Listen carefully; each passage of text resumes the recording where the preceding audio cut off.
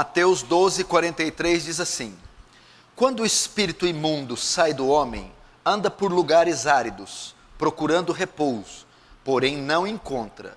Por isso diz: voltarei para minha casa de onde saí. E tendo voltado, a encontra vazia, varrida e ornamentada.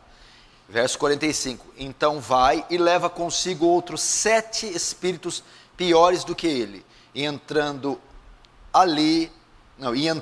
habitam ali, e o último estado daquele homem torna-se pior do que o primeiro. Assim também acontecerá a esta geração perversa. Deixa aberto aí, não feche, vamos estudar esse texto, feche apenas os olhos. Pai Santo, diante do Senhor nos colocamos essa noite, mais uma vez, cônscios da nossa miserabilidade, da nossa pequenez e da nossa dependência da sua graça, da sua misericórdia, cônscios da sua grandeza, majestade, soberania. Ah, Senhor, sê propício a nós essa noite. Despeja da sua graça gloriosa e abundante sobre todos nós, Senhor. Traz iluminação ao texto sagrado, para que ele seja vivo, eficaz e mais cortante que espada de 2 fios. Faz teu reino avançar, Senhor.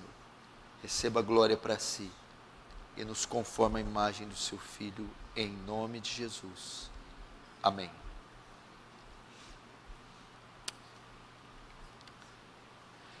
Presta atenção aqui no que eu vou falar. Eu acredito que vai ser um texto muito interessante para nós explanarmos e muito rico no seu conteúdo. Quero usar esse texto para falar do estado miserável que Satanás e os seus demônios colocam as pessoas. Do estado miserável que as pessoas se encontram estando debaixo do jugo, do governo, da influência de Satanás. O texto pode-se dizer que é uma parábola que Jesus está contando, na verdade, para ilustrar a condição de Israel. Israel havia recebido o precursor do Messias, João Batista. E João Batista estava preparando o caminho para o reino de Deus chegar. E havia acontecido certas libertações no meio de Israel. E através do ministério de João Batista. Contudo, quando é chegado o Messias, eles rejeitam o Messias.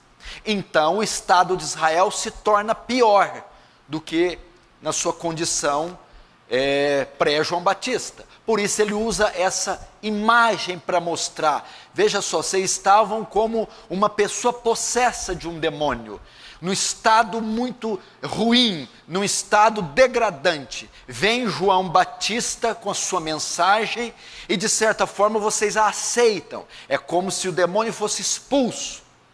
Mas não preenchendo a casa pelo Messias que vem após João Batista, os demônios voltam. Ou seja, a rejeição de Israel por parte do Messias, a rejeição que Israel teve do Messias. Então, vocês não se preencheram com o vinho novo, vocês não se preencheram com o Evangelho, vocês não aceitaram o Messias. Então, 7 espíritos virão com aquele que estava, e o estado de vocês se tornará pior. E foi o que aconteceu, o ano 70, a destruição do templo, Israel se tornou um caos.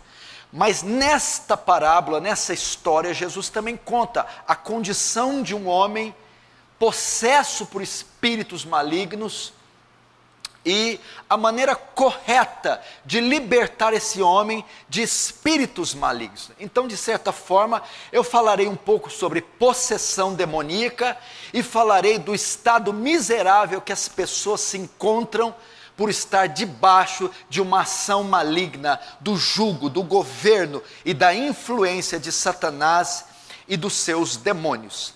Desde a queda de Satanás, da queda de Lúcifer, você sabe que ele era um anjo, um querubim ungido, mas ao se rebelar com Deus, junto com 1/3 dos anjos do céu, ele é lançado fora do céu e se torna anjo caído, e se tornam anjos caídos, e são lançados aqui na terra.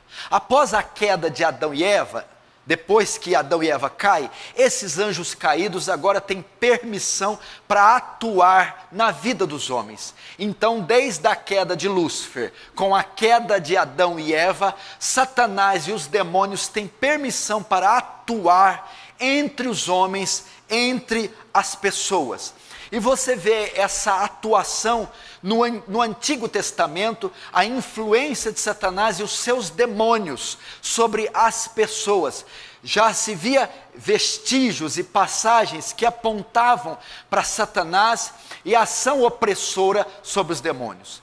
Mas é no Novo Testamento, com a vinda de Jesus, a instauração do reino, que as atividades demoníacas são mais comuns e mais intensas. É onde você vê registros da ação do diabo ser de tal forma a ponto de se apoderar das pessoas. As pessoas ficam possessas, possuídas por espíritos malignos. Então você nota que a presença dos demônios na terra, ela é real, e as pessoas de fato podem ficar endemoniadas. E por que no Novo Testamento as manifestações demoníacas eram em maior número e mais intensas, extremamente agressivas? Onde Jesus passava, manifestava dezenas de pessoas com espíritos, possessas de espíritos malignos, e Jesus os expulsava todos, porque ele estava ali inaugurando o seu reino, ele estava inaugurando o seu reino sobre o reino de Satanás. E as expulsões malignas eram uma demonstração que o reino de Deus estava prevalecendo contra o reino de Satanás. Era uma demonstração do que viria a ser no futuro. O reino do diabo seria totalmente destruído pelo reino do Messias. Por essa razão era muito comum as possessões demoníacas no Novo Testamento, no período de Jesus. Era a derrota do diabo por parte do Messias. Era o reino chegando e devastando o poder e o reino do diabo. Agora, algumas coisas que você precisa aprender sobre Satanás e os demônios, e sobre a possessão demoníaca. A possessão demoníaca, apesar de não ser frequente como nos dias de Jesus, ainda existe. Pessoas hoje, nos nossos dias, podem ficar possessas de demônios. Apesar do charlatanismo na televisão, apesar daquelas manifestações circenses, teatrais, 90% são pagos, aquilo é apenas uma encenação para ludibriar os incautos e para arrecadar, tirar deles, saquear-lhes todo o seu dinheiro. Mesmo que haja tanta mentira envolvendo isso, existem sim pessoas possessas por espíritos malignos nos nossos dias. Uma pessoa hoje pode ficar endemoniada, pode ficar sob o domínio e o controle de demônios, sim, ela ainda pode. O que mais você tem que aprender? Todavia, as possessões malignas não são como nos dias de Jesus. Aquelas possessões, aquela quantidade enorme de possessões registradas nos evangelhos, foram registradas, aconteceram porque o reino estava chegando ali.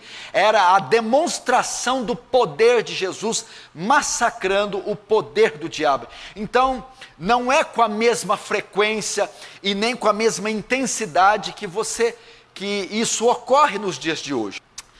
Uma outra coisa que você precisa entender é que crente não fica possesso de demônios. Existe uma corrente no meio evangélico que diz que crente, cristão, salvo, pode ficar endemoniado. Às vezes fica, desfica, um dia está cheio do Espírito Santo, um dia está possesso de demônio, um dia está na igreja louvando, de terno e gravata, um dia está no boteco, está na biqueira, usando droga, aí está endemoniado. Não, isso não é verdade. É impossível que um crente em Jesus fique endemoniado, impossível. Se ele um dia ficou endemoniado é porque ele nunca foi crente, é porque ele não era crente nesse momento. Por quê? Porque uma vez que os pecadores se convertem, se tornam crentes, são habitados pelo Espírito Santo, e nada mais, nenhum outro Espírito pode habitar ele, nunca mais. Nós não cremos que a salvação se perde, que alguém pode perder a salvação. Então, uma vez que alguém é salvo, é selado, habitado pelo Espírito Santo, e não pode ser habitado por qualquer outro espírito. Então, um crente verdadeiro jamais, em hipótese alguma, pode ficar endemoniado. Se alguém ficará endemoniado, essa é uma poderosa evidência que ele não é habitado pelo Espírito, não é salvo, não foi, nunca foi. Pode ser salvo, mas não é. Essa é a razão porque fica endemoniado.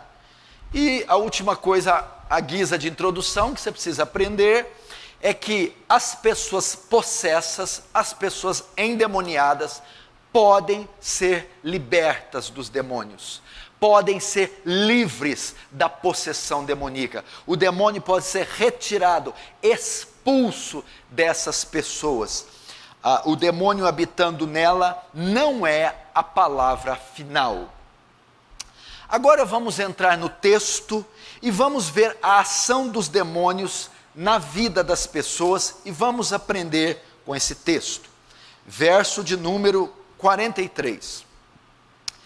Quando o espírito imundo sai do homem, até aí, espírito imundo, primeira coisa que temos que aprender, os espíritos imundos são reais.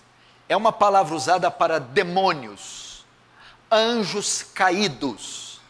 Os demônios existem, quer você acredite ou não, quer muitos neguem a existência deles, eles existem.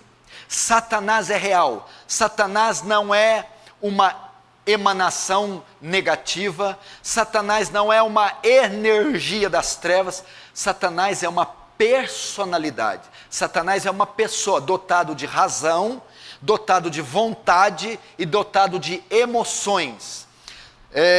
O reino das trevas é real, os demônios existem, são reais e operam em um reino da mentira, em um reino do engano, em um reino do mal. Não se engane, os demônios existem, eles são reais, Satanás existe, ele é real e opera em um reino da mentira. Quando o espírito imundo sai do homem, se a Bíblia diz aqui que ele sai do homem, que ele sai de pessoas, de dentro das pessoas, significa que ele pode entrar. Se ele sai, é porque ele entra, é porque ele entrou, é porque ele ocupa. Então nós temos aqui uma referência para possessão demoníaca. Os demônios podem incorporar pessoas, podem entrar em pessoas, podem habitar o corpo das pessoas. A possessão demoníaca é verdadeira. Existem pessoas que estão sob o domínio dos demônios, sob o domínio de Satanás, estão sob a influência de pessoas, a influência de demônios. Existe até o caso que a possessão demoníaca é tão intensa que o demônio domina até as faculdades da pessoa, de modo que a pessoa não vê o que está fazendo, ela fica totalmente ocupada daquele demônio. Então, muitos casos que você vê de pessoas num estado miserável de situação, num estado deplorável de vida, fazendo coisas inconvenientes, se rebaixando a um nível, caindo a um nível mais baixo possível. Alguns casos podem ser influência de demônios, pode ser possessão demoníaca. E quem são essas pessoas? Todos os não crentes, todos os não convertidos, todos os não regenerados podem ficar possessos de demônios, podem estar sobre... A grande verdade é que todos os não crentes, veja só, há muita especulação sobre o que seja a marca da besta, o 666, o 666. E uma multidão enorme pensa que é um microchip, pensa que a marca da besta é física, por causa da interpretação equivocada de que não podem comprar nem vender.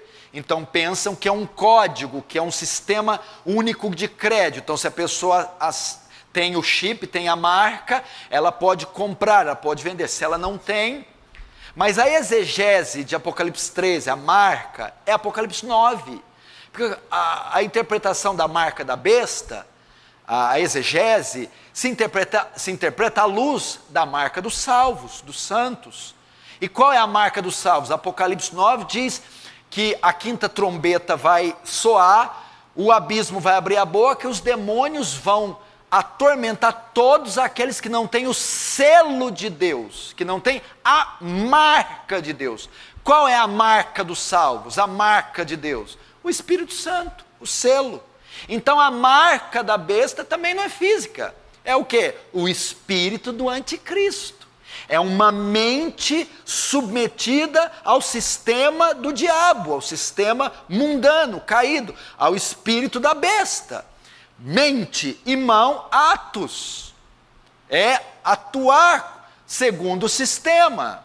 É isso que é a marca da besta. Então, o que eu aprendo aqui? Que todo aquele que não tem a marca de Deus, o selo de Deus, o Espírito de Deus, já tem a marca do diabo, está sob a influência de Satanás e dos demônios. Alguns casos com mais intensidade, possessão, se incorporam. Outros com menos intensidade, é uma atuação dos demônios externa.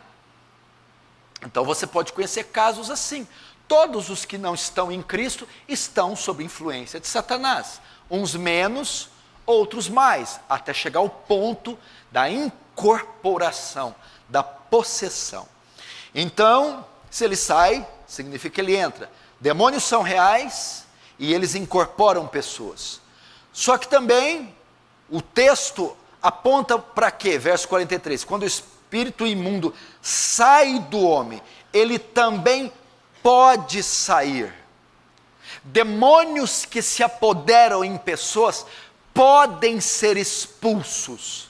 Pessoas possessas de demônios, pessoas sob influências de demônios, pessoas sobre o jugo do diabo, podem ser livres. Da mesma maneira que ele entra, se apodera, se incorpora, ele pode sair na autoridade de Deus, com o poder de Deus, através do nome de Jesus, do poder de Jesus, eles podem sair.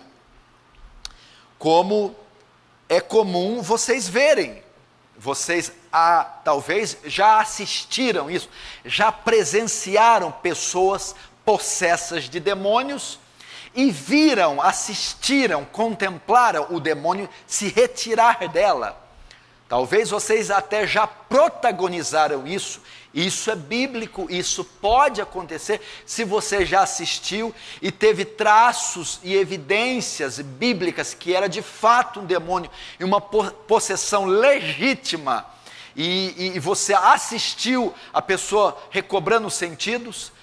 Provavelmente você viu de fato um demônio ser retirado, expulso dessas pessoas, na autoridade do nome de Jesus, na autoridade e no poder de Deus. E o que acontece quando esse demônio sai? Quando você expulsa esse demônio, o texto vai dizer lá no 43, quando sai do homem, anda por lugares áridos, procurando repouso, porém não encontra. Anda por lugares áridos. A referência aqui é a deserto. Deserto.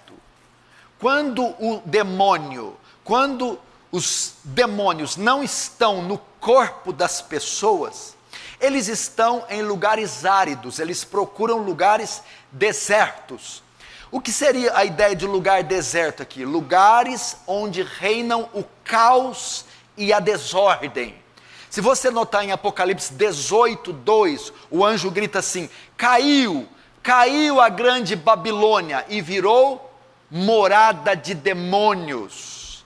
Por que morada de demônios? A grande Babilônia fala do sistema, fala da iniquidade, da perversidade do homem. E quando ela cai, ela rui e fica tudo nos escombros, ali se torna habitação de demônios. Significa, onde tem o caos, a desordem, esse tipo de local que os demônios habitam, essas regiões onde há o caos e a desordem, procurando repouso, porém não encontram. O repouso aqui, veja só, não é cansaço ou descansaço, não é isso. Não encontram habitação. O lugar ideal deles são as pessoas. É isso que está a dizer. Sai para lugares áridos vagando e não encontrando repouso, não encontrando morada, não encontrando onde possam se estabelecer. Qual é a ideia? O lugar ideal, a preferência dos demônios são as pessoas. Para isso eles vieram matar, roubar, destruir, oprimir, seduzir, incorporar, possuir pessoas. Esse é o lugar preferido deles. Entendeu? Não se engane, Satanás é o adversário, diabo, o caluniador, o acusador de Deus e os homens. Esta é a missão dele. Assassino por excelência, príncipe do mal, odeia tudo que é de Deus e que se chama Deus. Então o objetivo dele é oprimir pessoas, deixá-las no estado miserável, matar pessoas. Então indo, não encontrando repouso, o que ele diz? O que ele pensa? Verso 45. Por isso diz: voltarei para minha casa de onde saí. A ideia aqui, a figura aqui é casa, não é isso? Imagina um poceiro, alguém que entrou num imóvel, numa herdade, e entrou nela à força, sem pedir permissão. Não tinha o direito de estar ali, não era dele, mas ele entrou naquela casa, numa casa que não era dele, e ficou ali, se apossou dela. Vem o dono e expulsa ele, usa da força, arranca ele de lá, dá um jeito, chama a polícia, chama a segurança e arranca ele. O que ele vai fazer? Vai para lugares áridos, né? Essa é a figura de um sem terra, de um mendigo, vai morar nos lixões, debaixo das pontes, fica lá. Mas todo mundo que é expulso, depois de passar um tempo de desconforto debaixo da ponte, ele sempre dá uma olhadinha na casa. Me mandaram embora faz 2 meses, mas será que já alugaram? Ele vai espiar para saber se tem gente lá, não é isso? E se esse favelado, esse poceiro, que está debaixo da ponte agora, vê que não tem ninguém, o que ele vai fazer? Vai entrar lá de novo, porque ele já morou, ele está acostumado, ele sabe os trâmites. O demônio faz a mesma coisa. Depois de ser expulso, depois dele ser retirado do corpo de uma pessoa, ele vai para lugares desérticos. Mas depois volta para saber se aquele homem, se aquela mulher, se aquele jovem, como está o estado dele. Ele vai ver como é que está a casa onde ele morava. Ele vai ver como é que está o drogado, o bêbado, o adúltero, o fornicário que ele seduzia. que ele oprimia, que ele habitava. Ele vai ver a condição daquele homem. Eu já morei lá, eu já incorporei aquela pessoa, eu já escravizei, eu já fiz com que aquela pessoa tivesse uma vida miserável. Mas eles me tiraram. Foi em uma igreja, chamou um pastor, fizeram uma oração e conseguiram me expelir. Passado um tempo ele volta para olhar, assim como o poceiro dá uma olhada na casa. Aí o que ele encontra? Varrida, adornada e vazia. Não alugaram para ninguém ainda, está vazia. Está vazio. O que ele faz? Verso 45. Então vai e leva consigo outros 7 espíritos piores do que ele. Agora o que aquele poceiro faz? Bom, eles me expulsaram com certa medida de força. Agora a casa está vazia. Eu vou voltar, mas não posso voltar sozinho. Eu vou voltar com reforços. Veja só, ele vai buscar reforços. Então imagina o andarilho, o andrajoso. Está morando ali, debaixo da ponte. Mas ele já foi retirado à força. Se ele quiser habitar lá e se estabelecer novamente, ele vai agora buscar reforços. E vai pegar mais 7 andarilhos com ele. E volta para casa. E agora reforçado, habita ali. Agora não é mais um demônio. Não é mais um andarilho, são 8. Não é mais um morador, são 8. 8. Por quê? Porque uma vez expulso, ele busca reforços, para que a resistência dele, ao ser tirado novamente, seja maior. Porque ele pensa, quem sabe o dono vai querer me retirar de novo. Agora nós estamos em 8, vai ter mais dificuldade. A mesma coisa acontece com a pessoa que não é preenchida. Esse demônio vai ver que ela não foi preenchida e chama com ele 7 demônios piores que ele.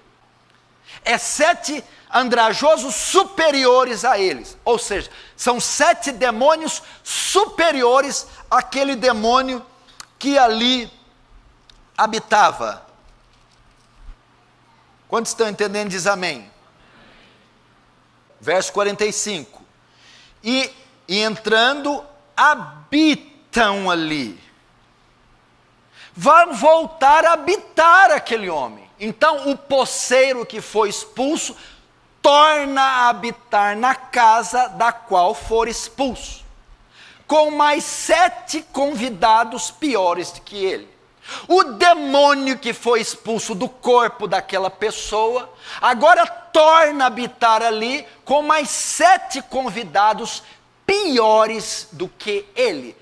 Essa pessoa agora começa a ter uma legião, porque o 7 aqui provavelmente é simbólico, significa uma quantidade maior de demônios. E qual é a condição agora daquele casebre, daquela casa que estava habitada por um poceiro?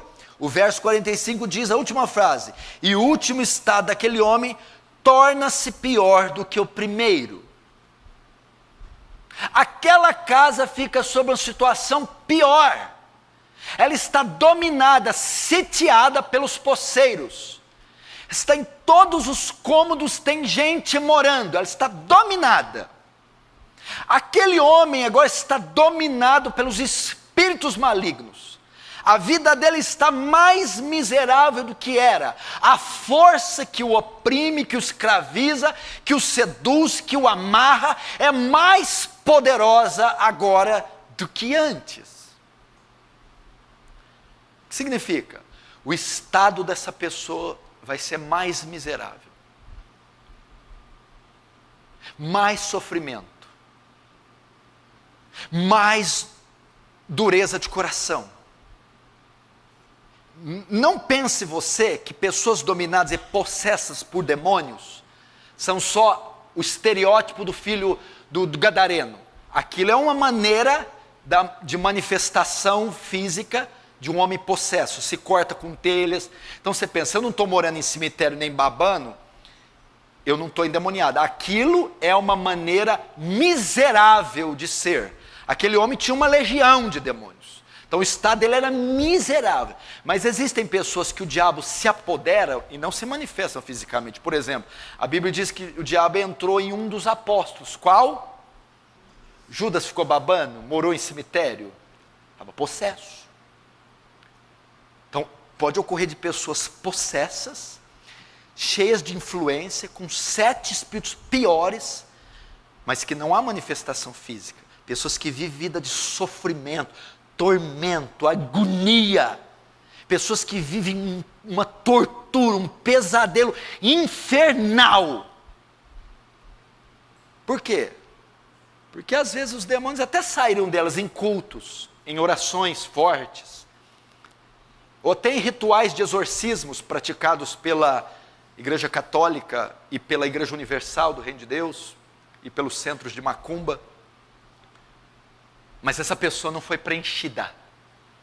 Então os demônios retornam.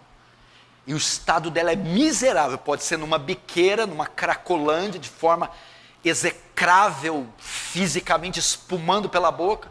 Ou uma pessoa até educada, recatada, mas atormentada, possessa, doente, que vive um pesadelo.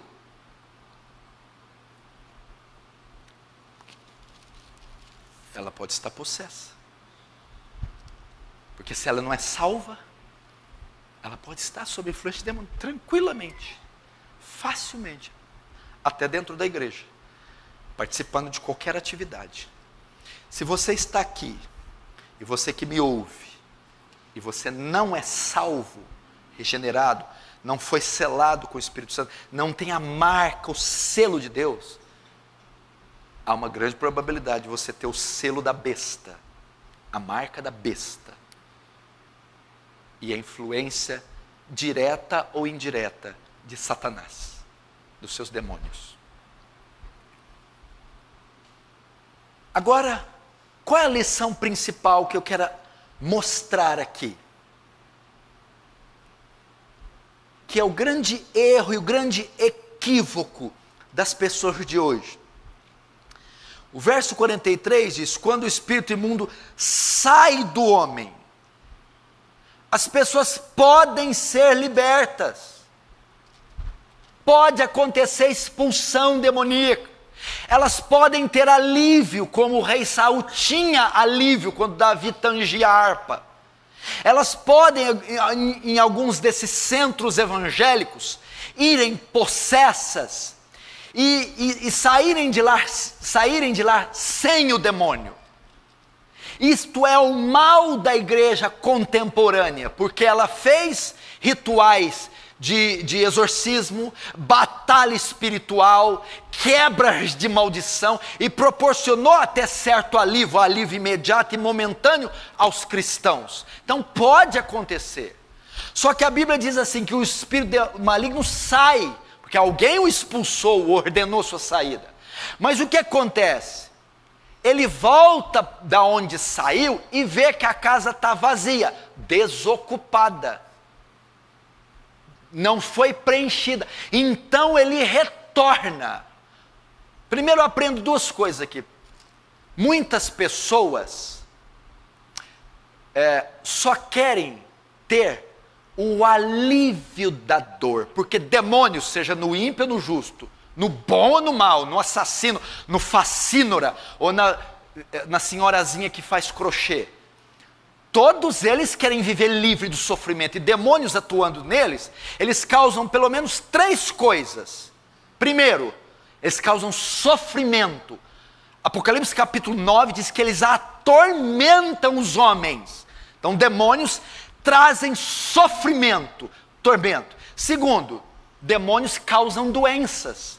Lembra quando Jesus expulsou o demônio da mulher que estava encurvada há 18 anos? Causam doenças. Há pessoas que vivem num jugo e vivem enfermidades por conta de demônios. Demônios também causam miséria. O endemoniado gadareno, num estado deplorável de miséria. Então há pessoas que são miseráveis por conta de demônios.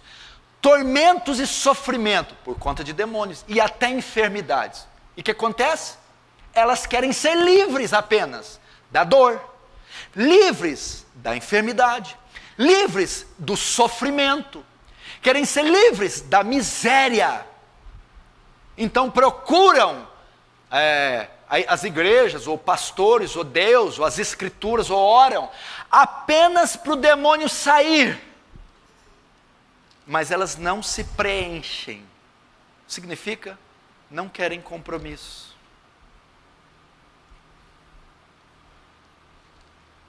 Não querem se converter. Não querem se preencher de Cristo. Não querem nascer de novo. Não querem. Então o que acontece? Elas tornarão para um estado 7 vezes pior do que está. É o caso de muitas pessoas. Elas vêm num culto, sente alívio. Uma oração forte, sente alívio. Até há uma possessão, eles são tirados. E ela passa por um alívio. Mas não preenche a casa. Não preenche da palavra. Não preenche do Espírito Santo. Não preenche da verdade que liberta. Não preenche de Cristo. O que acontece? Está vazia. O demônio retorna. Essa é a primeira corrente. A segunda: as pessoas estão no estado de miséria, porque os líderes, equivocados ou não, outros ignorantes e limitados, e outros falsos e tendenciosos, não ensinam a elas qual é a medida bíblica para a libertação completa. Não conduzem a elas a um recurso eficaz para aquele problema. Apresentam formas simplistas, místicas, transcendentes delas serem libertas. E elas não são. Por essa razão elas ficam nesse estado miserável, porque elas estão possessas. Para elas, a libertação está apenas no ato do ritual de exorcismo, da expulsão. Então ela pensa, vem num culto de libertação, que é só expulsar o demônio e está tudo certo com você. Eles apresentam essa maneira. Outras, você precisa de fazer uma cura interior, um processo de regressão, um processo psicoterapêutico, envolvendo psicologia e fé, para você ser liberto. É preciso fazer uma batalha espiritual a favor da sua alma ser liberta, envolvendo atos proféticos. É mais ou menos isso que eles fazem. E eu não podia deixar de falar, a principal, a quebra de maldição. Você está assim quando seu tataravô.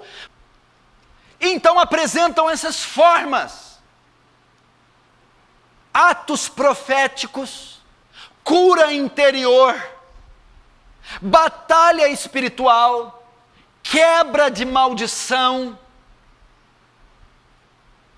rituais de exorcismo, para tentar livrar essa alma. Maneiras místicas, simplistas. E o que acontece? Elas continuam em um estado miserável, dependendo desses falsos profetas, à mercê das suas garras, das suas mentiras, ou de homens que infelizmente foram formados em uma teologia mística. Não consegue a libertação. Então a primeira categoria só quer viver livre do sofrimento. Então o demônio sai, mas não se preenche com a verdade. A segunda categoria quer ser livre de verdade, mas não tem acesso à verdade, por ignorância e por engano dos falsos líderes. Agora, qual é a maneira bíblica de se libertar uma pessoa da possessão demoníaca. Qual é a maneira bíblica de libertar essas almas miseráveis das garras de Satanás? Qual é a maneira? Vamos ver Mateus 12, verso 28.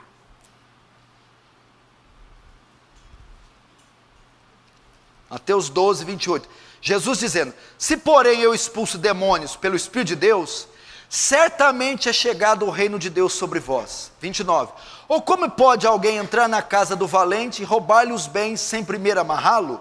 Então lhe saqueará a casa. Deixa o dedo aí em Mateus 12 que a gente vai voltar. Vai lá para Lucas, que Lucas é mais completo nesse texto. Lucas capítulo 11. Vai para Lucas 11.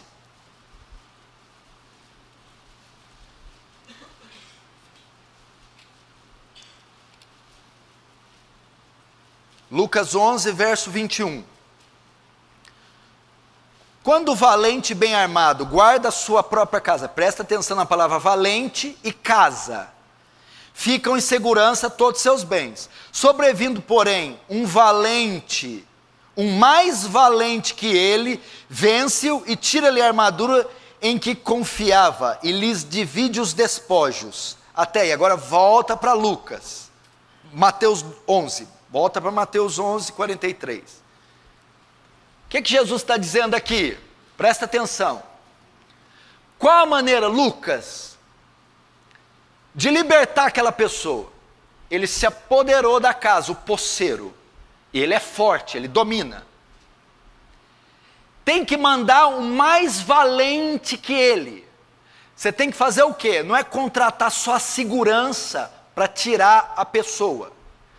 Você tem que vender a casa, e o proprietário compra, agora a casa é dele por direito, e por ele ter a casa ser dele, ele é mais valente do que quem está lá. Quem está lá não tem direito legal, não tem como usar as autoridades.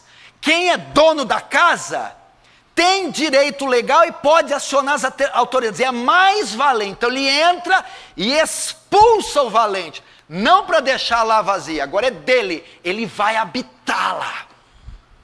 Na cruz do Calvário, Deus nos comprou por bom sangue, por bom preço, o seu sangue. Os pecadores são de direito dele. Então ele é o mais valente que entra dentro de Satanás. Go, get out, sai fora. Agora isso aqui é propriedade minha, e eu não só vou tirar você e deixar você vazio, eu vou habitar aí dentro. Essa é a ideia. Como que você liberta uma pessoa possessa? Com Cristo. Como que você liberta uma pessoa possessa? Com o Evangelho. Como que você liberta uma pessoa possessa? A conversão. Não é quebra de maldição, não é batalha espiritual, não é cura interior, não é exorcismo, é a pregação do Evangelho, convertendo uma pessoa, e após ser convertida, ela é comprada pelo sangue de Jesus, e vai ser habitada por um valente, mais valente que Satanás, o Senhor Jesus Cristo, pelo Espírito Santo. Amém? Amém. Ou seja, o que você aprende com isso? Quantas pessoas no estado de miséria, meu irmão? Quantas pessoas sob o jugo do diabo? Quantas pessoas padecendo situações precárias? Vivendo no submundo das drogas? Vivendo como gadarenos, pessoas possessas, doentes, perturbadas, pessoas cheias de traumas, pessoas cheias de laços e maldições dos diabos. Você conhece, talvez está aqui dentro. Qual a maneira de ajudar essas pessoas, de trazer paz a essas pessoas, alívio a essas pessoas, levando elas para um culto de libertação? Não. Fazendo quebra de maldição com elas, regressão? Não. fazendo atos proféticos como sais, velas, rosas. Não. Envolvendo ela em batalha espiritual. Não. Você tem que levar o evangelho da graça e da glória de Deus para elas. Você tem que pregar sobre a expiação de Cristo, expiação substitutiva de Cristo, e chamá-la ao arrependimento e à fé. E confiar na graça de Deus, que vai regenerá-la e botar dentro dela o mais valente que o valente. É o Evangelho. É a pregação do Evangelho. Paulo, na época dele, enfrentou tudo isso. Vamos pegar Paulo em Atenas. Que é a cidade mais endemoniada que Atenas, Corinto. Estava cheio de problemas. Paulo enfrentou problemas de cura interior, batalha espiritual, quebra de maldição, possessão demoníaca, com uma só ferramenta. Quando me propus estar convosco, nada vos fiz saber, senão Cristo e este crucificado. O Evangelho. O Evangelho é a arma de batalha espiritual de Paulo. O Evangelho é a arma de quebra de maldição de Paulo. O Evangelho é a arma de cura interior de Paulo. O Evangelho era a arma contra a possessão demoníaca de Paulo. A exposição do Evangelho, a pregação do Evangelho. Cristo e este crucificado e ressurreto. É a conversão, meu irmão. Se não converter, não adianta nada. Ou seja, quando é que a casa é ocupada, para que quando o Espírito volte, olhe, já alugou para alguém. Nossa, o cara deve ser bom, já reformou a casa, botou um muro de 3 metros. Quando é que a casa é ocupada? Quando você recebe a oração do pastor? Não. Quando você participa de um ritual de exorcismo? Não. Quando você sente um alívio? Não. É quando ocorre a conversão. Porque no ato da conversão, o outro mais valente vai habitar lá dentro. O Espírito Santo. Só com a conversão. Só com o novo nascimento. Só com a regeneração verdadeira. Não existe libertação com rituais. A libertação só ocorre no ato da conversão. E para a conversão, não me venha com teologia da prosperidade. Não me venha com curandeirismo. Não me venha com campanhas miraculosas. É a pregação do Evangelho. É a pregação do Evangelho. Então, qual a cura para a possessão demoníaca? O Evangelho, Cristo, a palavra de Deus, a conversão. Qual a cura para quebra, para as maldições? Cristo, o Evangelho, a conversão. Qual a forma de fazer batalha espiritual? Cristo, o Evangelho, a conversão. Qual a forma de fazer cura interior? Cristo, o Evangelho, a conversão.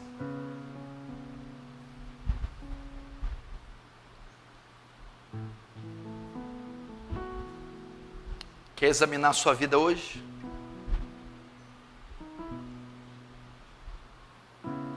Como está a sua vida? Você acha que você está sob a influência de algum demônio? Você tem traços de uma pessoa possessa? Você vive uma vida gadarenizada? Vive um jugo, um sofrimento, uma vida desgraçada, seja manifestada por atos externos, histriônicos, ou um conflito interno dos infernos. Qual a solução para você? Cristo,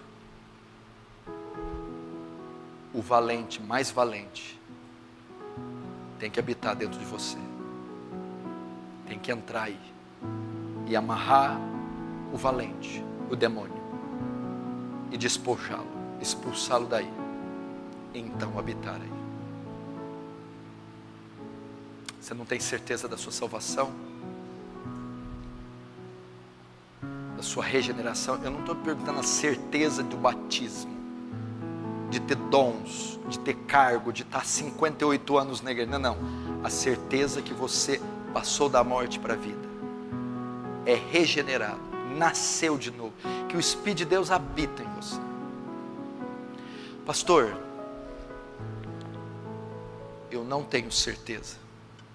Como eu faço para esse mais valente entrar na minha casa, no meu ser, meu coração, meu corpo, e expulsar o outro valente? O Evangelho é você depositar os seus pecados na cruz, aquilo que dá a ele direito de entrar, iniquidade, rebelião, pecados. É você correr para a cruz. Os puritanos diziam: a maior arma contra Satanás, refugiar-se em Cristo, esconder-se na fortaleza que é Cristo.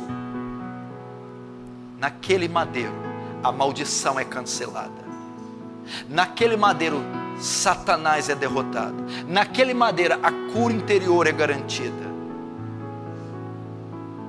naquele madeiro a maldição é quebrada. Se arrependa, se arrependa dos seus pecados, se arrependa do ódio, da vingança, da maldade, da sensualidade, se arrependa da mentira, se arrependa da sensualidade, se arrependa, se arrependa, se arrependa, se arrependa, volte as costas para o pecado, para o mundo, e creia. Lance sua esperança em Cristo. Diga: nada trago em minhas mãos, somente em tua cruz me apego. Vá para o madeiro, se atire lá, corra para Cristo, vá até Cristo e diz: perdoa-me, recebe-me como uma filha, livra-me da maldição, enche o meu ser de ti. Deposite toda a sua esperança, não nas obras da justiça, mas nos méritos de Cristo. Então o valente é retirado e o mais valente vai habitar. Feche os seus olhos, curva a sua cabeça.